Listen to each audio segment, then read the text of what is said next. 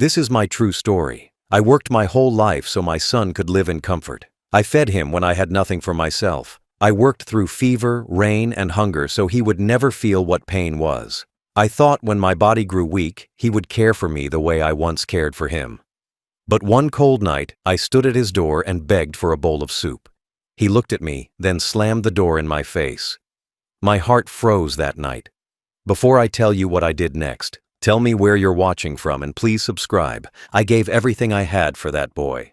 From the day he took his first breath, my world became smaller so his could grow.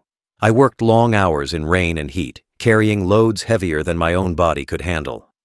My hands cracked from cold water, my back ached from bending too long, but I never stopped. Every coin I earned went to feed him, to keep him warm, to buy his school books and shoes. I walked home each night with tired legs, but my heart always felt full, knowing my son was safe, knowing he was fed. When he was little, he used to wait for me at the door. He would run to me, barefoot, smiling, asking if I had brought bread. I would lift him into my arms, forgetting the pain in my bones. That smile, it was my reward. It was enough to wash away the cold and the hunger.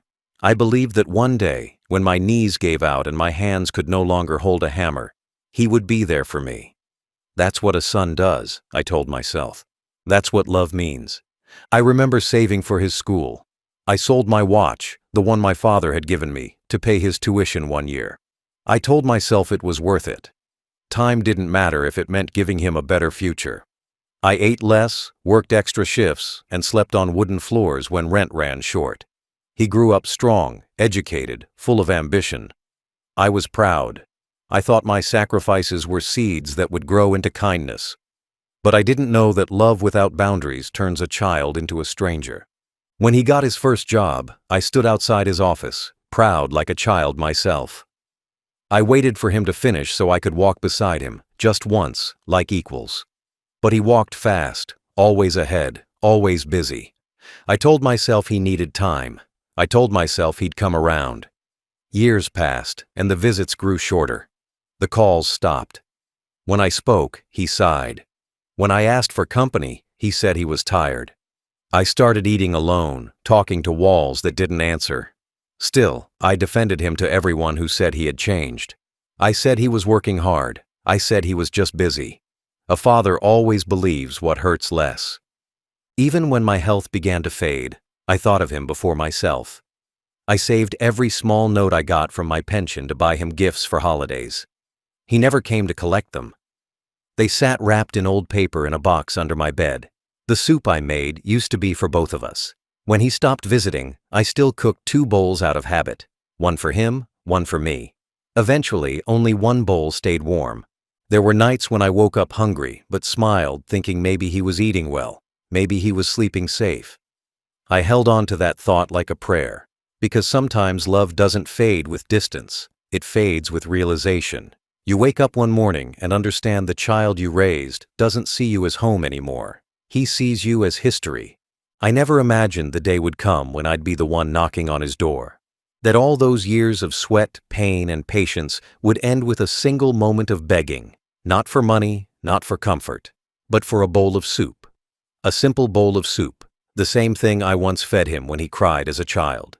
The same soup that once brought him peace. But life has a way of circling back. The things we give out, warmth, effort, love, they come back to test us. I didn't know it yet, but my test was waiting. The years I gave him were a lifetime of devotion. The moment he slammed that door was a lifetime erased. I didn't lose just a son that day. I lost the reason I had worked all my life for. I had carried him through storms, but this time, I was the one standing in the rain. And when the cold touched my bones that night, I realized something. I had given him everything except one thing: consequence. And that I was about to give him next. That night was colder than most. The kind of cold that bites through skin and sinks into bone. I had not eaten in 2 days. My hands trembled as I walked the long road to his house, the same house I helped him pay for years ago when his life was still just beginning. The rain had turned to sleet, thin needles falling from a gray sky. Each step felt heavier than the last. My old coat was soaked, my shoes soft with water. But my stomach burned with hunger, and the thought of one bowl of warm soup kept me moving. When I reached his porch, I could see the light inside through the window. It was warm and gold, like a picture of the life I once dreamed for him. I stood there, wiping the rain from my face, and raised my hand to knock. My heart was steady. I wasn't there for money or pity. I just wanted food, something small to keep my body alive. I knocked softly, once, twice. The sound barely rose above the storm. I waited. After a while, the door opened. He stood there, tall, clean, wearing comfort like armor. The smell of hot soup drifted from inside. My eyes followed it without meaning to. Behind him, his wife appeared, holding a bowl, laughing about something. For a second, I thought I saw the boy I used to know, the one who ran to me barefoot, smiling. But that memory faded the moment he looked at me. His eyes were cold, sharper than the wind. He didn't say a word. He just stared, like I was someone who had lost his place in the world. I tried to speak, but the words didn't come easy. My throat was dry from the cold air. I held my hands together, more to hide the shaking than to beg. I looked at the bowl his wife held and managed to whisper that I only needed a little soup. Nothing more. For a second, there was silence. Then she laughed, not loudly, but enough for me to hear it. A small, cruel laugh that burned more than the cold. He turned his face away, as if ashamed to see me like that. And before I could say another word, the door began to close. Slow at first, like hesitation lived in his hand. Then faster, harder, until the wood slammed against the frame with a sound that cut the night in half. The echo hung in the rain like thunder, then faded. I stood there, staring at the door that had once been open to me. My reflection in the wet wood was small and broken. For a moment, I didn't move. The sound of their voices inside continued, muffled laughter, spoons against bowls, the clinking of a normal evening. The life I built for him went on without me. I looked down at my shoes, soaked through, my feet numb. The porch light flickered, and I could see my breath turning white. I pressed my hand against my chest. My heart felt heavy, too slow, too cold. I sat on the step, the same one I helped install when he first moved in. My body shook, but I didn't cry. I was past tears. The rain started again, small drops tapping the roof like whispers. I closed my eyes and listened to it. The same sound I had worked under for decades. It had followed me all my life. But this time, it wasn't the rain that hurt. It was the silence on the other side of that door. Hours passed before I could stand again. My clothes clung to my skin. My fingers felt stiff, almost frozen. I walked back slowly, every step echoing against the empty street. Each window I passed showed families eating together, sharing warmth, laughter, and bread. I had built my life around that dream, the dream of family, and now I was watching it from the outside. When I reached my small room, I lit a candle and sat on the floor. My reflection in the dim flame looked like a stranger. My hands, once strong, now trembled even when still. I held them close to the light, trying to feel something, warmth, hope, anything. But there was nothing. My heart felt like the candle, small, flickering, fading with every gust. That night, I understood what it meant to be forgotten. Not by the world, but by the one you gave the world to. A man can survive hunger, pain, and rain, but not that silence, not that door. The slam still echoed in my head long after the storm ended. It was the sound of love dying. It was the sound of my heart freezing forever. The morning after, the world felt heavier than it had ever been. My body ached, and my joints were stiff from the cold that had settled deep into my bones. I sat on the small stool near the window of my room, staring at nothing for a long time. My clothes were still damp, and every breath I took came out in small, shaky clouds. The memory of that slammed door kept replaying, sharp and cruel. I could still hear the echo of wood hitting wood, the faint laughter behind it, and the silence that followed. It wasn't just a door closing. It was a life shutting me out. When I stepped outside that morning, the neighbors looked at me differently. Some stared, some whispered, some turned away. Word had spread fast. Old man begging his son for food, thrown out like a stray dog. Their eyes told stories I didn't need to hear. Pity, shame, amusement. Every look was another nail in a coffin I hadn't built. I walked past them with my head low, pretending I couldn't feel their stares burning into my back. At the corner shop, even the shopkeeper avoided eye contact. He had heard too. Everyone had. That's how it works in small places. Shame travels faster than truth. I bought a loaf of bread with my last few coins and walked back home. The crust was hard, but I ate it slowly, like medicine. I told myself I wouldn't let the world see me break. I had already lost one thing. My pride would not be next. That night, I didn't sleep. I sat on my bed, thinking of every year I had worked, every hour I had spent building a life for him. Every bruise, every scar, every wound had led to that one moment on the porch.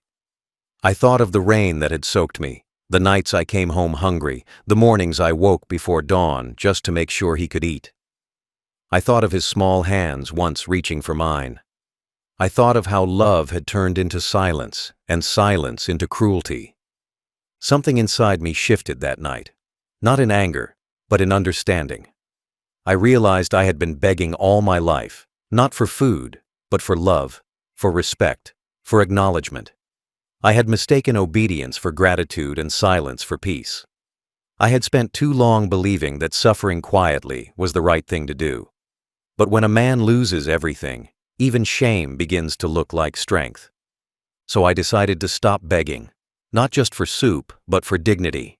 I would not cry, I would not argue, I would not shout his name into the dark. Instead, I would do what he would never expect. I would rise in silence and make a plan. Revenge wasn't born out of hate that night. It was born out of balance. The world needed to tilt back toward justice, even if just a little. I looked around my small room. There wasn't much: a bed, a chair, a drawer filled with papers. But sometimes the smallest things hide the biggest power. I began searching through the drawer, through old envelopes, receipts, letters I had once helped him sign. My eyes caught details most people would miss: a number here, a name there, a document left half complete. It felt strange, realizing that the same hands that built his life now held the keys that could undo it. I folded the papers neatly and placed them under my pillow. For the first time in years, I felt my heartbeat slow to calm. I wasn't sure yet how I'd use them, but I knew one thing: I would not die begging. The world had taken enough from me. It wouldn't take my resolve. The next morning, when I looked at my reflection in the small mirror, I didn't see a broken man anymore. I saw someone patient, steady, waiting. The shame I had felt was gone. It had turned into something else: quiet power. I still limped when I walked, but every step had purpose now. I had carried my son on my back for half my life. Now I was learning to carry my pain like a weapon. I no longer cared about what the neighbors whispered. Let them talk. Let them laugh. The same mouths that mocked me would soon speak his name with disgust. I didn't need noise. I needed time. And time I had plenty of. I would wait, calm, cold, and ready. Because sometimes revenge doesn't come from fire. It comes from ice. And mine was already forming, slow and silent, under the frozen shell of my heart. Days passed, quiet and heavy. I spoke little, ate less, and kept to myself. People still whispered when I walked through the street, but I no longer cared. Their words no longer stung. They were noise, and I had learned to live in silence. My thoughts had become my only company, calm, sharp, and patient. I had stopped waiting for kindness. I was waiting for proof. It came slowly, the way truth often does, not in one big revelation, but in pieces scattered across ordinary days. A receipt left in a drawer, a letter half torn, a phone bill with names I didn't recognize. I noticed things others would have ignored: small details, patterns, numbers, every little thing my son left behind when he thought I wasn't paying attention. He had always believed I was old, slow, and harmless. But years of survival had taught me to read between lines, to hear what isn't said. One morning, while cleaning my small cupboard, I found an old envelope with his handwriting on it. It had fallen behind the drawer. The paper was worn at the edges, folded and refolded many times. Inside was a printed statement, a company letterhead, a signature, and a strange transfer list. The name on it wasn't his. It was someone else's. But I recognized his handwriting at the bottom. He had signed off on something he wasn't supposed to. That was the first clue. Small, quiet, but powerful. I placed it aside carefully. Then another came a few days later. A business card slipped into one of his old books. A name I remembered faintly from years ago, someone who used to visit him before his success. I began to connect them, one thread at a time. Each piece revealed a picture, not of money earned, but of money moved. I realized something simple, yet deep. My son had built his comfort not on hard work, but on deceit. The same son who called me a burden had been living on lies. The same man who turned me away in the cold had his life built on stolen warmth. I didn't feel joy when I discovered it. I didn't even feel anger. What I felt was clarity, a clean, cold kind of understanding. I began to collect everything quietly. I wrote the details on small slips of paper, careful and neat. I noted down names, phone numbers, amounts, dates.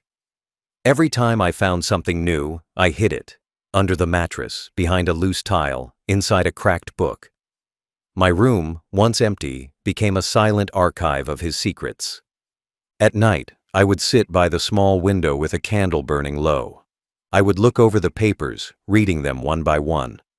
The candlelight made them look almost sacred, a written record of betrayal. Each document was a piece of a puzzle, and I was assembling it slowly, patiently, like a craftsman repairing the past. Sometimes I wondered if it was worth it.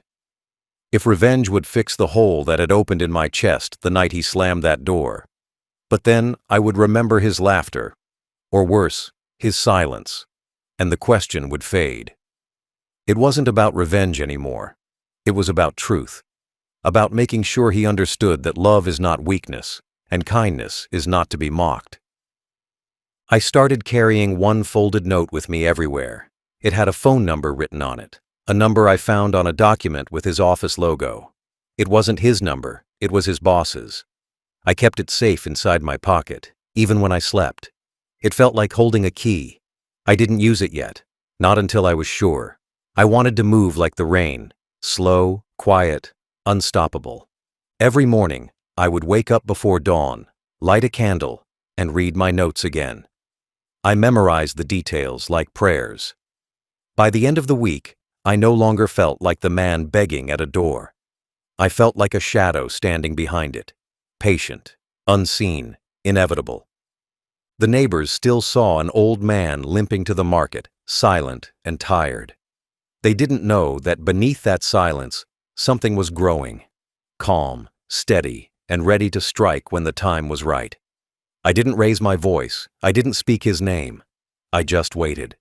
Because sometimes, the smallest clues are the loudest. And I had already gathered enough to make the truth roar. The morning I made the call began like any other. Gray sky, cold air, the faint smell of damp earth drifting through the cracked window.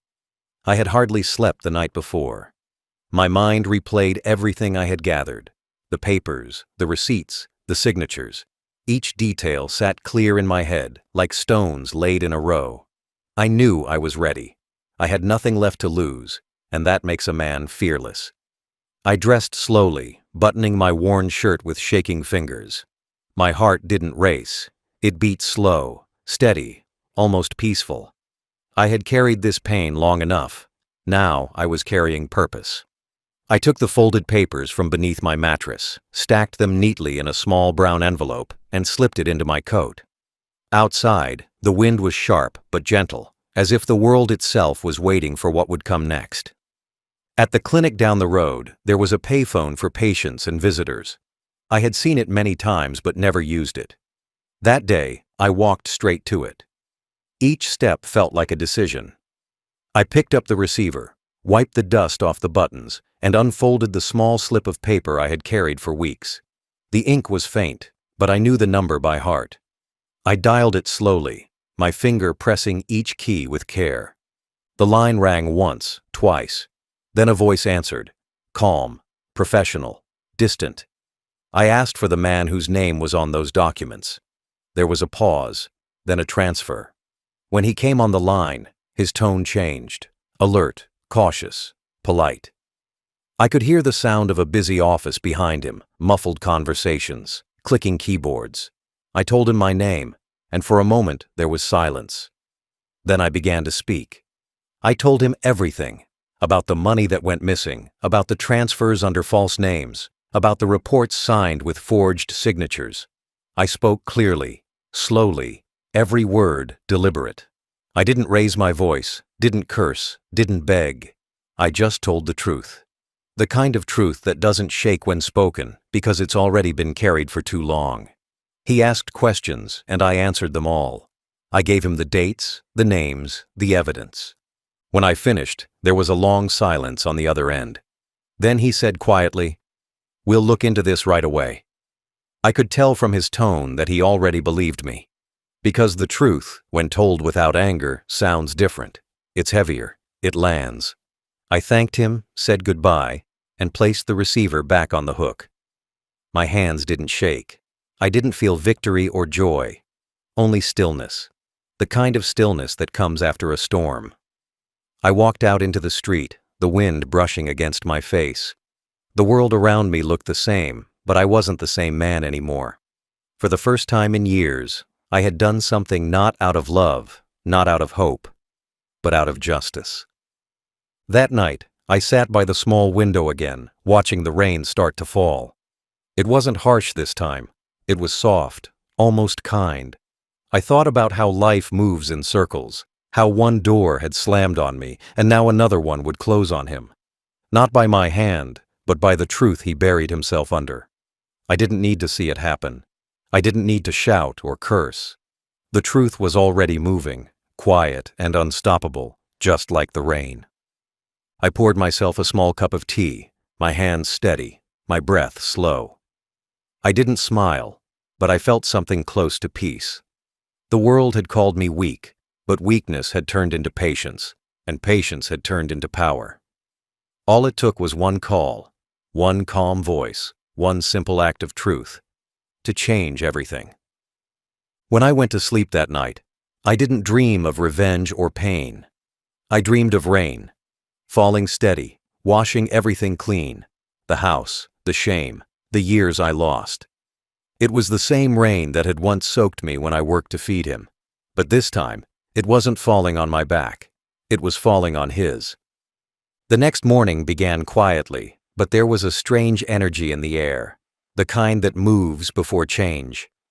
I woke early, before the sun had even lifted its pale light across the window. My body ached, but my mind was alert. I didn't know what would happen or when, but I knew something had already begun to shift. Truth has a soundless way of traveling. It doesn't shout, but it always reaches the right ears. I went about my morning slowly, made tea, folded my blanket, swept the floor. It was the kind of morning where everything feels still, as if the world is waiting for a verdict. Then, around noon, I heard voices outside, not the usual chatter of neighbors, but something more serious. People were talking in short, sharp sentences. A car engine stopped outside my son's street, and the murmurs grew louder. I stepped to my window and saw two men in suits walking up to his door. They weren't the kind who came for friendly visits. Their posture said everything: calm, direct, official. My heart didn't race. I didn't smile. I just watched, steady and quiet. The men knocked once. My son opened the door. I couldn't hear their words, but I could see his face change. His confident expression cracked in an instant. His mouth moved fast, trying to explain, then stopped when they handed him a paper. One of the men pointed toward a folder, then without a sound, they stepped inside. I turned from the window. I didn't need to see more. The call had worked. The truth was now walking through his own front door, not as a father, not as a ghost, but as justice wearing a suit. By evening, the whole neighborhood was buzzing. Whispers grew like fire. They said officials had come to his office too. They said computers were checked, files taken, questions asked. His boss had been notified early in the morning, and a meeting had been called behind closed doors. Every corner of his world was being examined under bright lights. The man who once spoke with pride now sat under silence. That night, I heard a knock on my own door. Not from him, but from a neighbor who came to tell me what had happened. He spoke in low tones, eyes wide, as if delivering news too heavy for daylight. My son had been suspended from his job. They had found money missing from company accounts, transactions that didn't match, signatures that didn't belong. He tried to explain, they said, but his words fell apart the moment the evidence was shown. I thanked the man and closed my door gently. I didn't move for a while. I just stood there, listening to the sound of the wind outside. It wasn't triumph I felt, not joy, not satisfaction, but a deep, steady calm. The kind of calm that comes when the scales of life finally begin to balance. The next day, people stopped me in the market. Some didn't know what to say. Some tried to offer sympathy they never gave before. I didn't respond much. I just nodded, bought my bread, and walked home. I could feel their curiosity behind me, but I had no answers to give. The story had already told itself. At home, I sat by the window again, watching the clouds roll slowly across the sky. The same rain that had frozen me once had finally changed direction. I didn't wish him harm, even now. I just wanted him to understand, to know what it feels like to stand outside, helpless, looking through a door that won't open. As days passed, the rumors became news. His accounts were frozen, his name was being investigated. The company's trust in him was gone. People who once admired him now spoke his name with pity. The weight he had placed on me for years had returned to him, tenfold. I didn't celebrate. I didn't tell anyone what I had done. My revenge wasn't meant for applause, it was meant for peace. And peace is quiet. I still made my tea every morning, still swept my small floor, still sat by the same window. But now, when I looked at the world outside, I didn't see shame anymore. I saw balance. It had taken years of rain to break me, but only one call to remind me who I was. He had slammed the door in my face, but life had opened another, one that led to truth, calm, and closure. The result was not destruction. It was justice served cold, slow, and silent. After the storm had begun to settle, I decided it was time to disappear. Not out of fear, but out of peace. I had done what I needed to do. The truth was already walking through his life like a shadow that wouldn't leave. My presence there would only feed gossip, and I was tired of being the center of whispers. I wanted stillness, silence, a place where I could grow old without the weight of shame pressing on my shoulders.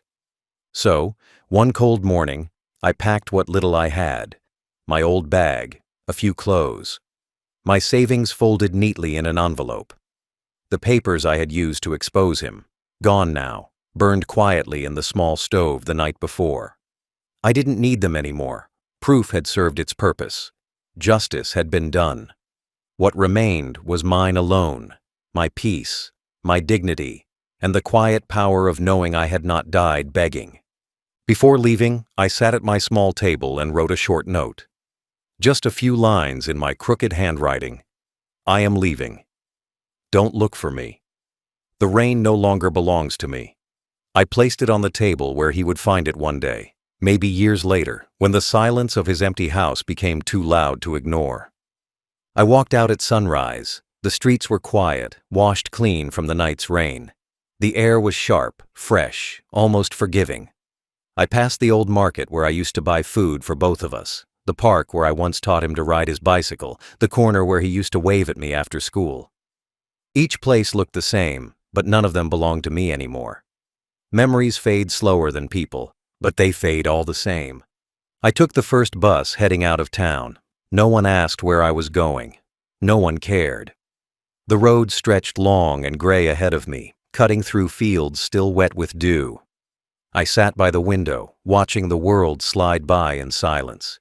Each mile felt like a page turning, away from pain, away from betrayal, toward something lighter. I didn't know where I would end up, but for the first time in years, that uncertainty felt kind. After a few hours, the bus stopped in a small coastal town I had never seen before. The air smelled of salt and wind. The sound of waves replaced the noise of gossiping streets. It was quiet here, the kind of quiet that doesn't feel empty. I rented a small room above a fisherman's shop. The owner didn't ask questions. He saw an old man with a calm face and left it at that. That's all I wanted to be. No story, no scandal, no pity. Just a man who survived his own storm. In the evenings, I walked by the sea, the cold sand pressing under my shoes, the waves brushing against the shore in rhythm. The sound reminded me of rain, steady, endless, cleansing. I would sit on a wooden bench, watching the horizon melt into the water. The world had hurt me, but the sea didn't care who I was. It just moved, calm, ancient, constant. Sometimes I thought about him, not with hate, just with distance. I wondered if he had found my note, if he had finally realized that silence is a reply too. I didn't want to see his face again. I didn't want to hear excuses or apologies. Some things are better left unsaid, because forgiveness, when it comes too late, is just another form of selfishness. The townspeople grew used to me. They saw me walking every morning, sitting by the water every evening. To them, I was just another quiet old man living alone. They didn't know that behind that silence lived a lifetime of storms. But that was fine. My story didn't need to be told anymore. It had already ended where it began, with me, in the rain, standing strong. Every night before sleeping, I opened my window and listened to the sea. It sounded like peace. It sounded like closure. And in that sound, I found something I thought I had lost forever: myself. Months passed. Seasons turned, and the sea outside my window kept its rhythm, patient, endless, forgiving. My hair grew thinner, my hands slower, but my mind stayed sharp. I lived simply. I ate little. I spoke rarely. I had no reason to go back, no reason to look behind me. But one morning, the past found me anyway. It always does. It never forgets. I was sitting by the harbor, watching fishermen pull their nets from the water, when a shadow fell across the dock. At first, I thought it was just another passerby, someone looking for a boat or a smoke. But when I turned my head, I saw him. My son. He looked nothing like the man who had slammed the door in my face that night. His hair was unkempt, his face pale, his eyes swollen with sleeplessness. His clothes, once sharp and expensive, were wrinkled, dull, and damp. He stood there for a long time, saying nothing, just looking at me, as if trying to decide if I was real. I didn't move. I didn't speak. The sea wind brushed against my face, but I stayed still. He took a few steps closer, and when he spoke, his voice cracked. It was low, shaky, small. The voice of a man who had lost everything. He told me he had been looking for me for weeks, that the house was gone, that his wife had left, that his friends had turned their backs, that people who once praised him now avoided him on the street. His words came out broken, like glass underfoot. He said he couldn't sleep, couldn't eat, couldn't stand the silence of his empty home. He begged me to come back with him, to help him fix his life, to forgive him. But I didn't answer. I kept my eyes on the sea, calm, vast, untouchable. The same sea that had carried away my anger now stood between us. He reached for my arm, but I pulled it back gently. There was no anger left in me, only distance, the kind that cannot be crossed. I had already buried that part of my life. The father who once worked through rain, who begged for soup, who believed in second chances. He was gone. What stood before him now was not a man seeking revenge, but a man who had learned to live without him. He dropped to his knees right there on the dock, his hands trembling, his voice breaking. He cried, loudly, without care for the people watching. It was the same sound I had once made, on that night in the snow, when he slammed the door in my face. Only now, the roles had changed. He was the one outside, he was the one begging, and I was the one behind the door, silent, steady, unmoved. The fishermen nearby watched in silence. Some looked away out of respect, others in pity. I didn't explain anything to them. There was nothing to explain. This was not revenge. It was consequence. Life had finally spoken in a voice louder than mine ever could. When his sobbing quieted, I stood up slowly. My knees ached, but my steps were firm. I looked down at him, not with hate, but with finality. I reached into my coat pocket, pulled out a small folded note, and handed it to him. It was the same one I had written before I left. Don't look for me. The rain no longer belongs to me. He took it with shaking hands, reading it again and again, as if it were some riddle he couldn't solve. I turned away. I didn't look back. The sound of the sea drowned out everything behind me. His crying, his footsteps, his shame. I walked down the pier, slow but steady, every step lighter than the last. The world had come full circle, and I no longer owed it anything. Later, I heard from a traveler that he had left the town soon after, that he lived quietly now, working small jobs, keeping to himself, that he spoke little, as if afraid of his own voice. Maybe he learned what hunger feels like. Maybe he learned what silence tastes like. As for me, I returned to my room by the harbor, poured myself a cup of tea, and sat by the window. The sun was setting, painting the sea gold. I watched it for a long time, not thinking, not feeling, just being. The man who once begged for a bowl of soup was gone. The man who had been left in the cold now lived by the sea, untouched by noise, untouched by shame. And somewhere out there, the man who once slammed the door was learning how it feels to be the one left outside. Time has a way of settling things quietly. It doesn't shout, doesn't hurry. It just keeps moving, letting everything fall where it belongs. In the months that followed, word about my son spread through every street, every whisper, every corner that once carried his name with pride. People talked about the investigation, the company collapse, the money that disappeared, the shame that followed. His face, once seen in offices and gatherings, now became a reminder of what greed and cruelty cost. He didn't just lose his job, he lost the illusion of being untouchable. Neighbors who once smiled at him now looked away when he walked by. Old friends crossed the road to avoid him. His phone stopped ringing. Invitations stopped coming. The world that had once applauded him now treated him like a stranger. Shame has its own kind of gravity. Once it clings, it never lets go. He had built his life on comfort and control, but both had turned into dust. And the house that once felt full now stood empty, windows dark, doors closed, echoes bouncing through hallways that no longer heard laughter. I heard from a man passing through the town that his wife had left not long after the scandal. She had taken whatever she could, jewelry, money, anything of value, and disappeared. He tried to find her, but no one knew where she went. It was almost poetic.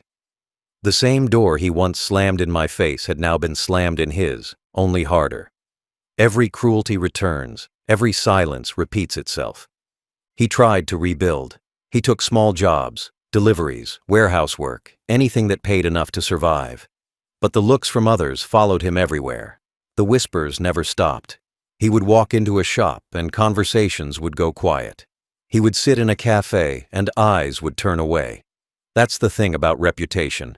It's not just lost, it's erased. The house that had been filled with laughter became a shell. Curtains drawn, dishes piling, letters left unopened. The garden I once planted when he moved in had grown wild, thorns spreading where flowers used to be. A small sign of how quickly beauty fades when love leaves. The house didn't need to be punished. It mirrored its owner. Cold, forgotten, overgrown. As for me, I didn't go back. I didn't want to. The thought of that house, that door, those walls, they belonged to another life. I didn't need to walk through them to know what was inside. Regret has a sound, and I could hear it even from miles away. It sounds like footsteps pacing floors at night, like chairs being moved in an empty room, like the quiet drip of water from a leaky tap when no one's listening. There was no pride in what happened, but there was balance. I didn't celebrate his fall. I didn't speak of it to anyone. I simply let life do what it does best, return things where they belong. I spent my evenings watching the waves crash against the shore, calm and steady. Every crash was like a memory washing clean, a sound of release. Sometimes I wondered if he ever thought of me while sitting alone at that table. If he remembered the bowl of soup I had once begged for. if he thought of how easily he could have changed everything with a single act of kindness. But cruelty blinds men faster than power ever can. He didn't see it then. Now he had to live with it. He had learned hunger, not of the stomach, but of the soul. The hunger for peace, for forgiveness, for the sound of a voice that no longer answered. That was the price he paid. Not the job, not the house, not the money. Those can be replaced. What he lost was deeper. He lost the right to look me in the eye. The same world that had once praised him now pitied him, and pity, I learned, hurts worse than hate. I never wished for his destruction, only his understanding. And now he understood. He knew what it felt like to stand on a doorstep, helpless, waiting for mercy that would never come. He had learned the language of silence. He had learned the weight of a closed door. The sea has a strange way of teaching peace. It moves without asking permission. It forgives without words, and it never stops. Every morning, I still walk to the same bench by the harbor, the one facing the horizon.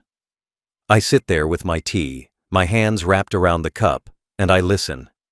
The waves come and go like breathing. Each one carries the sound of things long gone, voices, rain, regret. But now, when I listen, I don't hear pain anymore. I hear closure. Sometimes I think about how simple everything could have been. If he had opened that door that night, if he had offered one bowl of soup, everything after might have been different. But maybe this was the only way it could end. Maybe pain is the last teacher life gives us. It shows us what we ignored when love tried to teach gently. My son learned too late, and I learned that forgiveness is not the same as forgetting. There's a calmness that comes when you finally stop waiting for an apology. It doesn't happen suddenly. It grows quietly, like dawn spreading across dark water. You stop asking why. You stop imagining how things could have been. You stop needing anyone to understand your side of the story. Because the truth is, peace doesn't come from what others do. It comes from what you decide to carry, and what you finally set down. I carried pain for too long. I've put it down now. People in the town still ask about me sometimes. They say an old man came from nowhere, quiet and alone, who spends his mornings by the sea. Some feel sorry for me, others admire me. But I need neither. I don't live for their sympathy or their praise. I live for silence, for the kind that doesn't ache, for the kind that belongs to men who have seen storms and chosen calm instead. Every day feels simple now. I eat what I have, sleep when I'm tired, and thank the world when I wake up. There's a peace in small routines. In pouring tea, in folding blankets, in watching light shift across the floor. After years of noise, quiet becomes a luxury. After years of giving, solitude becomes wealth. Sometimes, though, I see his face in my dreams. Not the man he became, but the boy he once was. Running barefoot through the yard, laughing, holding a bowl of soup with both hands. In the dream, I always take the bowl from him, smiling, and the world feels warm again. But when I wake, I don't cry. I just whisper a small prayer to the wind. Not for revenge, not for justice, but for understanding. Because somewhere deep inside, I know he wasn't born cruel. He became cruel because he forgot hunger. And when men forget hunger, they forget heart. I keep a single photo of him in my drawer, from his graduation day. He was young, proud, full of promise. Every time I look at it, I remember that love doesn't end when people fail you. It just changes shape. Mine has turned into silence, firm, still, and unbreakable. I don't hate him anymore. Hate keeps a man bound. Pity keeps him weak. I've chosen neither. I've chosen peace, the kind you earn after the world has taken everything and still you stand. The waves outside my window are steady tonight. The air smells of salt and rain, the kind of weather that reminds me of all the mornings I worked to feed him. I smile, not because I won, but because I endured. I survived being forgotten. I survived being thrown out. I survived my own heartbreak. And as I sit by the sea, I whisper one last truth to the wind. He slammed the door on my hunger. I shut the door on his comfort. That's where it ends. No noise, no fire, no anger, just quiet. Because in the end, life isn't about how loud you scream when you're hurt. It's about how calm you can stay when justice finally whispers your name. And now, when I close my eyes and hear the sea, I don't hear rain anymore. I hear peace. I hear an old man who begged for soup once and found something far greater: himself.